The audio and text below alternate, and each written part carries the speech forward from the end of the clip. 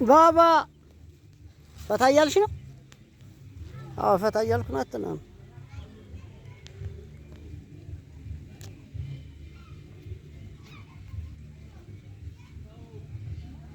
አይን አፋር ትሆናለህ። በዚህ ዘመን አባቴ ፈጣጣሁን ካልሆነ ላይ አያልፍልህም። አይን አፋር አያልፍለትም አባቴ። ፈጣጣ ነው መሆን ያለብህ። ማንንም አትስማ እሺ?